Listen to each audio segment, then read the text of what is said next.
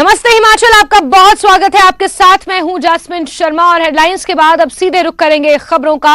शुरुआत करेंगे मंडी जिले से मिल रही अहम खबर के साथ, जहां 6 मील के पास चंडीगढ़ मनाली नेशनल हाईवे बहाल हो गया है। देर रात से 2 दिन बाद खोला गया था, लेकिन रात में पहाड़ी से फिर पत्थर गिरने के बाद हाईवे बंद हो गया था, जिसके बाद युद्ध स्तर पर मलबा हटाने का काम किया गया। कुछ घंटों में ही यहाँ यातायात को बहाल कर दिया गया। 6 मील वही इलाका है जहां बार बार पहाड़ी से भूस्खलन हो रहा है, बार बार यहां पर पहाड़ी से पत्थर गिर रहे हैं। तस्वीरें आप देख रहे हैं। इससे पहले भी इसी तरीके से यहां भूस्खलन हुआ था, जिसकी वजह से 2 दिनों तक ये 6 मील के पास नेशनल हाईवे बंद रहा।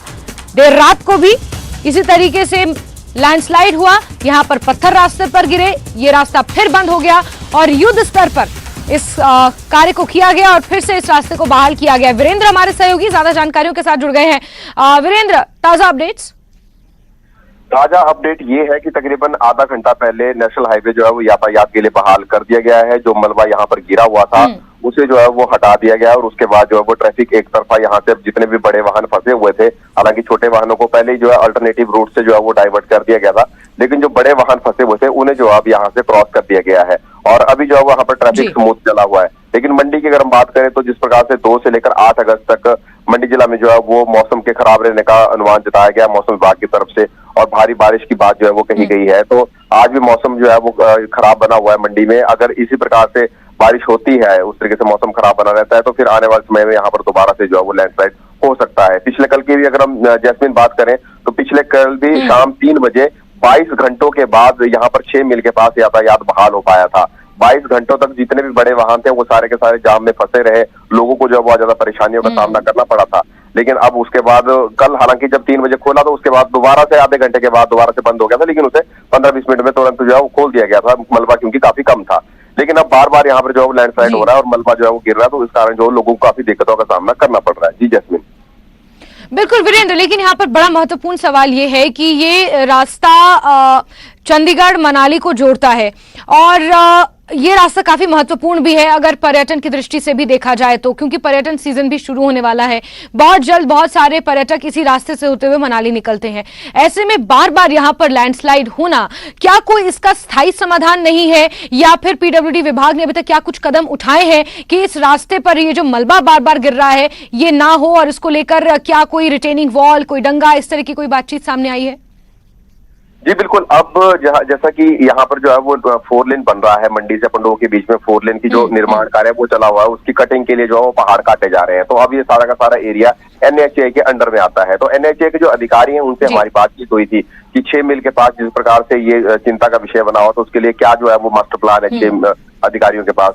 तो अधिकारियों का स्पष्ट रूप से कहना था कि अभी बरसात के मौसम में वो इसे नहीं छेड़ सकते, अगर छेड़ेंगे तो इससे ज्यादा नुकसान होने की संभावना है। इसलिए उन्होंने वहां पर क्या किया है कि एक तो रात के लिए वहां पर लाइट लगा दी गई है, पुलिस फोर्स वहां पर तैनात कर दी गई है और मशीनरी वहां पर जो है वो काफी बड़ी मात्रा में डिप्यूट कर दी गई है कि अगर स्लाइड होता है तो उसे तुरंत जो है वहां से हटाया जा सके। लेकिन अधिकारियों से बातचीत करके यही पता चला है कि बरसात के मौसम में इसका कोई स्थायी समाधान नहीं होगा।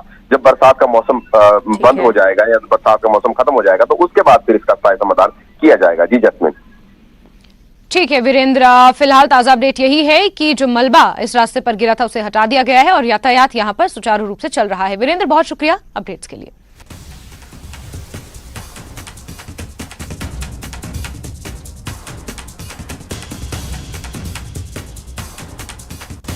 चलिए आगे बढ़ते हैं और हिमाचल निर्माता डॉक्टर यशवंत सिंह परमार की आज जयंती है। इस मौके पर हिमाचल विधानसभा में विशेष कार्यक्रम का आयोजन किया गया है, जिसमें विधानसभा अध्यक्ष समेत सत्ता और विपक्ष के विधायक शामिल होंगे। डॉक्टर YS परमार के गृह जिले सिरमौर में भी कार्यक्रम का आयोजन किया जाना है। तो हिमाचल प्रदेश के प्रथम मुख्यमंत्री और हिमाचल प्रदेश के निर्माता जिन्हें कहा जाता है यशवंत सिंह परमार, आज उनकी जयंती है और इसी उपलक्ष्य में विधानसभा में खास कार्यक्रमों का आयोजन होना है। उनके गृह जिले सिरमौर में भी कार्यक्रम आयोजित किए जाएंगे। आपको बता दें, हिमाचल का जो मौजूदा स्वरूप है वो YS परमार की ही देन है, इसीलिए उन्हें हिमाचल प्रदेश का निर्माता भी कहा जाता है। वो हिमाचल प्रदेश के प्रथम मुख्यमंत्री भी रहे और हिमाचल प्रदेश के लिए पूर्ण राज्यत्व का दर्जा उन्हीं ने दिलाया था। और हिमाचल को पूर्ण राज्य का दर्जा दिलाने में उनका बहुत बड़ा योगदान है। जिस वक्त हिमाचल के लिए वो पूर्ण राज्यत्व के दर्जे की लड़ाई लड़ रहे थे, उस वक्त कर्मचारी आंदोलन चल रहा था। ऐसे में उस संघर्ष को करते हुए उन्होंने हिमाचल को पूर्ण राज्यत्व का दर्जा दिलाया। हिमाचल प्रदेश के प्रथम मुख्यमंत्री वो बने और इसीलिए उन्हें हिमाचल का निर्माता भी कहा जाता है। आज उनकी जयंती है और इसी मौके पर विधानसभा अध्यक्ष समेत सत्ता पक्ष और विपक्ष के सभी विधायक एकजुट होकर कई कार्यक्रमों का आयोजन करेंगे। वहीं यशवंत सिंह परमार सिरमौर से ताल्लुक रखते थे, सिरमौर में भी कई कार्यक्रम आज आयोजित किए जाएंगे। हमारे सहयोगी राजेंद्र ज्यादा जानकारियों के साथ इसी खबर पर जुड़ गए हैं। राजेंद्र, क्या क्या कार्यक्रम आज रखे गए हैं विधानसभा में भी और सिरमौर में भी? बिल्कुल जैस्मिन, अभी हमारे साथ वरिष्ठ मंत्री प्रदेश सरकार के हैं और अच्छे से बता पाएंगे कैसे देखते हैं, कैसे याद करेंगे आज वाईएस परमार को। शांडिल साहब, ये आज का बहुत ही मैं कहता महान दिवस है जब इस प्रदेश के निर्माता डॉक्टर यशवंत सिंह परमार जी का हम जयंती मना रहे हैं। वो एक ऐसे व्यक्तित्व के धनी थे कि जिन्होंने अपने जीवन में स्वयं भी बहुत बड़ी पराकाष्ठा तक पहुंचे। एक मजिस्ट्रेट के पद ब्रिटिश टाइम में पहुंचना अपने में एक बड़ी उपलब्धि थी। उसके बावजूद वो एक आम नागरिक का जीवन जीने में आस्था रखते थे। मुझे खुद याद है, मैंने कुछ मरतबा उनको जब हम सब्जी मंडी जाते थे सब्जी खरीदते तक देखा है। मैंने स्वयं उनको बस में चढ़ते देखा है जो आम लोगों के साथ जाते थे। उनका पहरावा भी हमारा लोहिया और नाम तौर पे खान पान भी यहाँ का जो हमारा आम के होते हैं, जो हम यहाँ की खिचड़ी खाते हैं या यहाँ के जितने भी आप जानते खान अलग अलग क्षेत्रों के खान पान में विश्वास करते थे कि अगर उनको कोई इंटरकॉन्टिनेंटल डिश दे तो उसको शायद इतना ज्यादा वो प्रेफर नहीं करते। हिमाचल निर्माण में कैसे देखते हैं उनकी? हिमाचल निर्माण में उनकी सबसे बड़ी भूमिका ये थी कि पहले तो हम हिमाचलियों को जो हिमाचल मिला, मैं समझता हूँ उस महान नेता की सोच और दूरअंदाज की जो उनकी मैं समझता हूँ परमात्मा ने उनको वरदान दिया था कि ये प्रदेश कैसा बने, इस प्रदेश में क्या कमी है और ये प्रदेश सबसे पहले कैसे संगठित रहकर एक अपना भाग बने। अपना भूभाग बनना एक बड़ी बात होती है और मैं समझता हूँ उस वक्त हम शायद किसी और प्रदेश के हिस्सा भी बन सकते थे। ऐसी हालत थी, एक उथल पुथल होती है when there is a thing is not really very stable. तो मैं समझता हूँ उन्होंने बड़ी भारी भूमिका ये निभाई कि हम लोगों को हिमाचल दिया और इसीलिए उनको हिमाचल के जन्मदाता कहते हैं, हिमाचल के निर्माणकर्ता कहते हैं और he is the founder of this state, number 1। Number 2, उन्होंने जो बात सोची जो आप देखते हैं जो एक 118 की जैसी भूमिका जो उन्होंने निभाई, उससे भी एकदम हमारे प्रदेश की भूमि की रक्षा हुई, यहाँ की संस्कृति की रक्षा हुई, यहाँ के जो आम जो जनजीवन है, यहाँ का पहरावा है, यहाँ का वे ऑफ लिविंग है, उन सब की प्रोटेक्शन हुई। वरना बहुत बड़े बड़े व्यापारी, बहुत बड़े बड़े धन वाले इन जगहों को खरीद सकते थे। उसके बारे में आप सब जानते हैं कि उन्होंने ऑन द ग्राउंड देखा कि हालत क्या है, हमारे लोग किस प्रकार से आगे बढ़ेंगे। आज जो आप सड़कें देख रहे हैं, सचमुच मैं समझता हूँ कि वो सड़कें भी उन्होंने जीवन रेखाओं का इसको दिया था, एक उपमा दी थी कि सड़कें हमारी जीवन रेखा हैं। अगर सड़कें होगी तो विकास होगा, निर्माण होगा, प्रगति होगी, हम दुनिया के मैप पे आएंगे।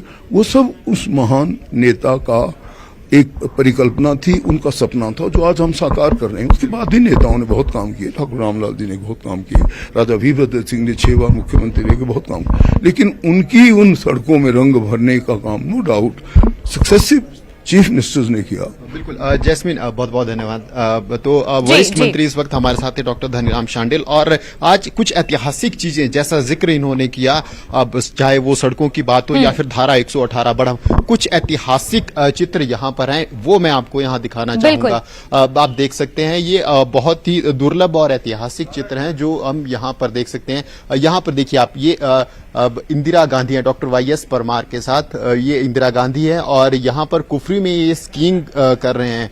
तो ये वो हिमाचल की परंपराओं को और हिमाचल की संस्कृति को ये चित्र दर्शा रहे हैं और काफी ऐतिहासिक ये चित्र है। इनकी प्रदर्शनी आज यहाँ पर आयोजित की गई है, ये आप देख सकते हैं। और जो सभी दुर्लभ चीजें, और ये वो सिग्नेचर है जो डॉक्टर वाईएस परमार ने किए थे संविधान सभा में जब संविधान के प्रारूप पर सिग्नेचर हुए थे। तो ये देखिए डॉक्टर वाईएस परमार के सिग्नेचर यहाँ पर हैं और संजोकर इन चीजों को यहाँ पर रखा गया है। और ये हिमाचल की पारंपरिक जो वेशभूषा है ये आप यहाँ पर देख सकते हैं। और एक ऐतिहासिक लम्हा मैं यहाँ पर आपको दिखाना चाहूंगा। ये 25 जनवरी 1971 की ये तस्वीर, जब हिमाचल प्रदेश को पूर्ण राज्य दिवस का वो तोहफा मिला था। और हिमाचल जो हम आज देख रहे हैं वो हिमाचल इस दिन ये इंदिरा गांधी तत्कालीन प्रधानमंत्री डॉक्टर वाईएस परमार के साथ हैं और तमाम बड़े नेता आप देख सकते हैं यहाँ पर अभिवादन स्वीकार कर रहे हैं प्रदेशवासियों का। तो ये तमाम वो दुर्लभ तस्वीरें हैं। और ये देखिए यहाँ पर वाईएस परमार हैं, स्वर्गीय राजीव गांधी जी, इंदिरा गांधी और सोनिया गांधी, ये उस वक्त की दुर्लभ तस्वीरें हैं। आज इनको यहाँ पर प्रदर्शित किया गया है और हिमाचल के तमाम नेता, सत्ता पक्ष के, विपक्ष के, भाजपा के, कांग्रेस के तमाम नेता यहाँ पर मौजूद हैं, बारी बारी पहुंच रहे हैं और अपने श्रद्धा सुमन कुछ देर बाद अर्पित करेंगे। भव्य कार्यक्रम का यहाँ पर आयोजन किया जा रहा है और सम्मानित भी किया जा रहा है। वाईएस परमार के जो परिवार के सदस्य हैं उनको भी सम्मानित किया जाएगा। यहाँ पर कार्यक्रम का आयोजन किया जाएगा और ये तस्वीरें आप देख सकते हैं। जी जी बिल्कुल राजेंद्र, तस्वीरें हम साफ देख सकते हैं। यहाँ पर प्रदर्शनी लगाई गई है और दर्शक भी साफ ये तस्वीरें देख सकते हैं। ये वो ऐतिहासिक लम्हा भी था जब शिमला के रिज मैदान से यहाँ पर इंदिरा गांधी ने हिमाचल को पूर्ण राज्यत्व का दर्जा मिला था, उसकी घोषणा की थी और वाईएस परमार उनके साथ यहाँ पर मौजूद थे। वाईएस परमार के बारे में ये भी कहा जाता है कि उन्होंने कभी भी अपने स्वाभिमान के साथ कॉम्प्रोमाइज नहीं किया। एक अगर वाकया यहाँ पर मैं जिक्र करूं तो ये बताया जाता है कि संजय गांधी का उस वक्त राजनीतिक दौर था जब वो हिमाचल को पूर्ण राज्यत्व दर्जा दिलाने की लड़ाई लड़ रहे थे। कसौली दौरे के दौरान वो नाराज हो गए थे संजय गांधी वाईएस परमार से और फिर दिल्ली बुलाकर तत्काल उनका त्यागपत्र ले लिया था और उसके बाद रामलाल ठाकुर जी हिमाचल प्रदेश के मुख्यमंत्री बने थे। लेकिन उससे पहले हिमाचल प्रदेश को पूर्ण राज्यत्व का दर्जा दिलाने में वाईएस परमार की जो भूमिका है वो किसी से भुलाई नहीं जा सकती। ऐसे समय में उन्होंने हिमाचल प्रदेश के लिए वो लड़ाई लड़ी जब पूरे देश में कर्मचारी आंदोलन चल रहा था। राजेंद्र, बिल्कुल जैस्मिन, और उन्हीं यादों को ताजा करते हुए आज यहाँ पर अब हर बार की तरह इस बार भी कार्यक्रम आयोजित किया जा रहा है और ये सभागार है जहाँ पर कार्यक्रम का आयोजन किया जाता है। बिल्कुल राजेंद्र, हम तस्वीरों में देख सकते हैं कि साज सजावट यहाँ पर कर ली गई है और मेहमान यहाँ पर पहुंचने शुरू हो गए हैं और राज्य स्तरीय कार्यक्रम यहाँ पर आयोजित किया जा रहा है। सत्ता पक्ष और विपक्ष के तमाम विधायक, तमाम नेता यहाँ पर मौजूद हैं। श्रद्धा सुमन अब से कुछ ही देर बाद यहाँ पर अर्पित किए जाएंगे और राजेंद्र यहाँ पर तमाम लोग पहुंचे हुए हैं। मैं मंडी से विधायक अनिल शर्मा को भी यहाँ पर देख पा रही हूँ, कई पदाधिकारी भी यहाँ पर मौजूद हैं। ब्रिगेडियर खुशहाल ठाकुर को भी मैं यहाँ पर तस्वीरों में देख पा रही हूँ। राजेंद्र, अगर संभव हो तो जरा बातचीत करें। बिल्कुल जैस्मिन, कोशिश भी करेंगे। अब यहाँ पर हम दिखाना चाहेंगे डॉक्टर वाईएस परमार की आज 117वीं जयंती के ऊपर जो ये तमाम सजावट यहाँ पर की जा रही है और यहाँ पर ही ये कार्यक्रम आयोजित किया जाएगा। विपिन सिंह परमार इस वक्त यहाँ पर मौजूद है, इनसे हम बात करेंगे।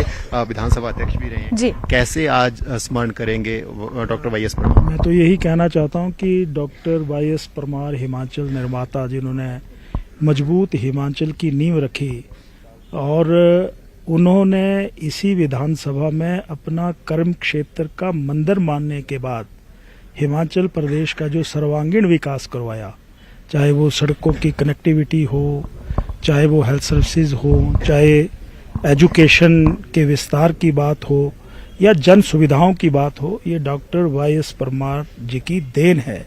और उन्होंने जो शुरुआत की थी, इसी परंपरा को आने वाली पीढ़ी ने, आने वाले नेतृत्व ने चाहे विचारधारा किसी भी पार्टी की सरकार की हो, उन्होंने हिमाचल प्रदेश के श्रेष्ठ मंदिर को अपने लाखों लाखों लोगों के आशीर्वाद से संजोने का काम किया है।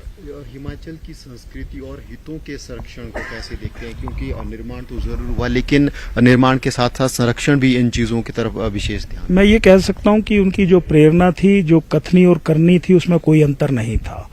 चाहे उनका पहनावा था, चाहे उनकी बोलबाणी थी, चाहे उनकी सादगी थी। नेता के कई बार शब्द नहीं व्यवहार बोलता है, और वो व्यवहार डॉक्टर वाईएस परमार जी का आज भी हमारे लिए प्रेरणा के रूप में काम करता है, ये मैं कहना चाहता हूँ। बिल्कुल जैस्मिन, तो जैसा कि पूर्व विधानसभा अध्यक्ष विपिन सिंह परमार ने कहा कि उनकी कथनी और करनी में कोई फर्क नहीं था, और जो बातें उन्होंने कही वो उन्होंने इम्प्लीमेंट भी की, और सबसे बड़ी बात जो जिंदगी उन्होंने जी वो बहुत ही सादी और साधारण थी। मैं कोशिश करूंगा, उनके परिवार से संबंध रखते हैं। अच्छा, लोकायुक्त हिमाचल, जरूर उनके परिवार के सदस्य भी यहाँ पर मौजूद हैं, इनसे हम बात करने की कोशिश करेंगे। जी क्या आनंद परमार जी, क्या लगते हैं आप उनको और कैसे आज याद करेंगे? मैं डॉक्टर परमार का पोता हूँ। वर्तमान में मैं जिला परिषद सदस्य हूँ नारग से, और जो विजन डॉक्टर परमार का था, जो सादगी उनकी थी, आज हम उन चिन्हों पर चलने की कोशिश कर रहे हैं। हिमाचल पे वो जो उन्होंने सपने देखे थे उसकी तरफ हिमाचल अग्रसर हो रहा है, बढ़ रहा है। हमें खुशी है कि आज सभी उनको याद कर रहे हैं। आज उनकी 117वीं जयंती पे सभी उन्हें याद कर रहे हैं, और गर्व महसूस होता है कि हमने उनके परिवार में जन्म लिया। अभी हालांकि उस वक्त काफी छोटे रहे होंगे, लेकिन उनके जीवन से जुड़ी हुई कुछ चीजें बताइए ताकि आगे आने वाली प्रेरणा को भी, लोगों को भी प्रेरणा मिल सके, अगली जनरेशन को, खासकर जीवन शैली और सोच जिस पर वो चलते थे, जैसे वो जीते थे। ज्यादा तो मैं कुछ नहीं कह पाऊंगा, क्योंकि उस समय मैं मात्र 5 से 6 साल वर्ष का रहा जब उनकी मृत्यु हुई। परंतु जितना भी हमने अपने बड़ों से सुना है और जैसा भी देखा पाया गया है, वो यही बताया गया। डॉक्टर परमार कहा करते थे, ये सड़कें हमारी भाग्य रेखाएं हैं। आज देखकर बहुत हर्ष होता है कि हिमाचल प्रगति पर है, और उनकी सोच थी हर छोटा, जितना हमारा किसान है, हमारा बागवान है, वो समृद्ध हो। आज देखकर हर्ष होता है जिस हिसाब से शिमला, अपर शिमला, हमारा सिरमौर या कोई भी है, उनके छोटे छोटे सपनों की तरफ बढ़ रहा है। लोग अपनी आजीविका कमा रहे हैं। उनका सबसे बड़ा यही था कि आप बागवानी, दूध के क्षेत्र में, और इस पे आप ज्यादा फोकस करें, नौकरियों की तरफ ना जाएं।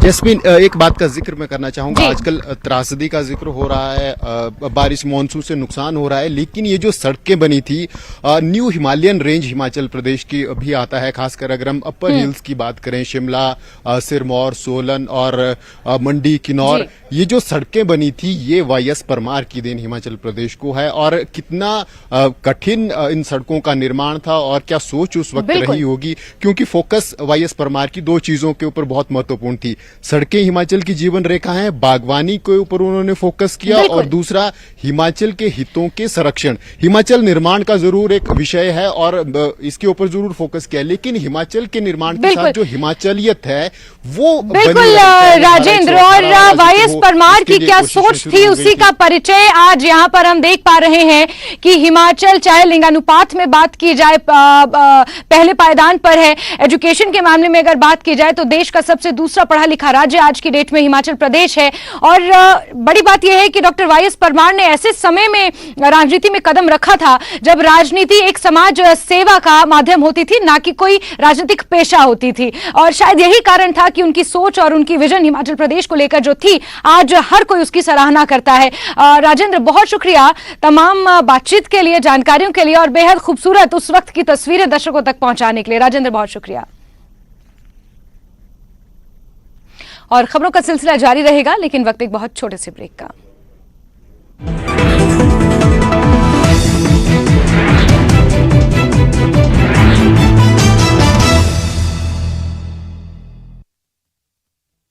और जल्द ही कैबिनेट में नदियों के किनारे 100 मीटर तक निर्माण कार्य रोकने को लेकर फैसला होगा। मंडी में विक्रमादित्य सिंह ने पलटू राम के बयान पर जयराम ठाकुर पर पलटवार किया। विक्रमादित्य सिंह ने तंज कसते हुए कहा कि who is Paltu Ram of Himachal Pradesh, Google search करने पर पूर्व मुख्यमंत्री जयराम ठाकुर का नाम आता है। साहसिक पर्यटन को बढ़ावा देने के लिए पर्यटन विभाग 3 से 5 नवंबर तक बीड़ बिलिंग में 3 दिवसीय digitally integrated eco friendly festival का आयोजन करने जा रहा है। ग्रेटर नोएडा में सीएम सुक्खू ने इंडिया इंटरनेशनल हॉस्पिटैलिटी एक्सपो को संबोधित भी किया। सीएम ने कहा कि प्रदेश में पर्यटन उद्योग के क्षेत्र में अपार संभावनाएं हैं। न्यूज 18 से बातचीत में सीएम ने बताया कि उन्होंने हिमाचल दौरे पर आए केंद्रीय मंत्री नितिन गडकरी को तमाम हालातों से अवगत करवाया है। केंद्रीय मंत्री नितिन गडकरी के दौरे के दौरान अधिकारियों के मौजूद नहीं रहने पर नेता प्रतिपक्ष ने सवाल उठाए। न्यूज 18 से खास बातचीत में उन्होंने कहा कि केंद्रीय मंत्री के दौरे में सचिव पीडब्ल्यूडी और ईएनसी पीडब्ल्यूडी मौके पर उपस्थित नहीं थे, जो दुर्भाग्यपूर्ण है।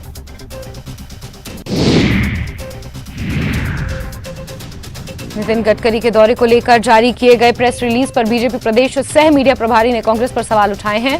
उन्होंने कहा कि प्रेस रिलीज में लोक निर्माण मंत्री विक्रमादित्य सिंह के बाद नेता प्रतिपक्ष का नाम लिखा गया है और उनकी मात्र उपस्थिति दर्शाई गई है, जो गलत है।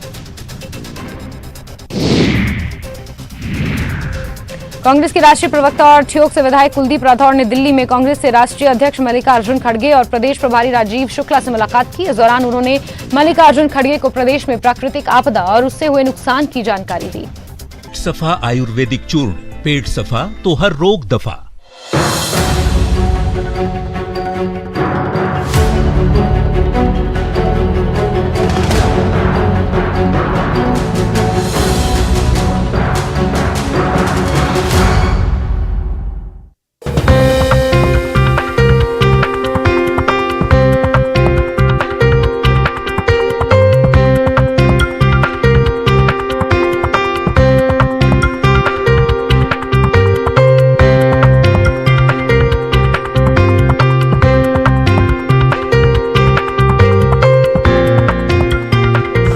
Presented by पेट सफा आयुर्वेदिक चूर्ण, पेट सफा तो हर रोग दफा।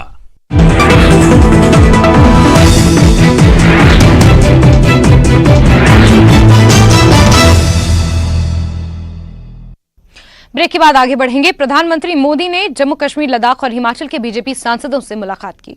शिमला से सांसद सुरेश कश्यप, लद्दाख से सांसद रामयांग सिंह नामग्याल पीएम मोदी से मिले। इस दौरान बीजेपी अध्यक्ष जेपी नड्डा भी मौजूद रहे। बैठक में लोकसभा चुनाव पर चर्चा हुई। तो बीती शाम गुजरात भवन में ये कार्यक्रम आयोजित किया गया था, जिस दौरान प्रधानमंत्री नरेंद्र मोदी हिमाचल प्रदेश और जम्मू कश्मीर, लद्दाख के तमाम सांसदों से उन्होंने मुलाकात की और आगामी लोकसभा चुनाव की रणनीति को लेकर चर्चा हुई। और आपकी आवाज को साइबर अपराधी किसी भी व्यक्ति को ठगी का शिकार बनाने के लिए इस्तेमाल कर सकते हैं। कांगड़ा के एएसपी हितेश लखनपाल ने इसे लेकर एक सतर्क जानकारी दी है। उन्होंने कहा है कि आर्टिफिशियल इंटेलिजेंस की बहुत सी ऐप बन गई हैं, जिसमें साइबर अपराधी आपकी आवाज और फोटो का इस्तेमाल करके आर्टिफिशियल इंटेलिजेंस का इस्तेमाल कर ऐसी घटनाओं को अंजाम दे सकते हैं। ऐसे में किसी व्यक्ति या रिश्तेदार की ओर से वॉइस या वीडियो कॉल प्राप्त करने के बाद पुनः पुष्टि करें कि क्या आपने किसी प्रकार के पैसे की मांग की है या नहीं।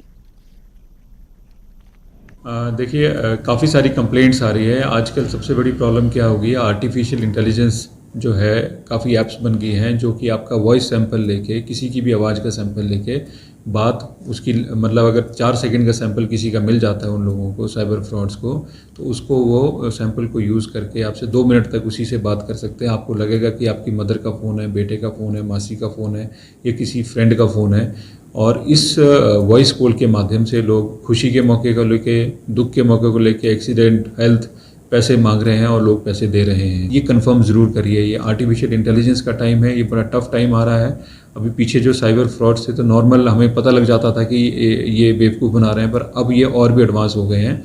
तो मेरी जनता से यही अपील है आप लोगों के माध्यम से कि थोड़ा सचेत रहें, अलर्ट रहें। और जैसा कि मैंने आपको बताया, इस तरह का जब भी कभी कोई फ़ोन आता है उसको दोबारा कॉल करके ज़रूर रीचेक करिए कि आपने। और इसी के साथ हिमाचल की खबरों में अभी के लिए बस इतना ही, लेकिन न्यूज 18 JKLH पर खबरों का सिलसिला लगातार जारी। आप बने रहिए हमारे साथ। नमस्कार।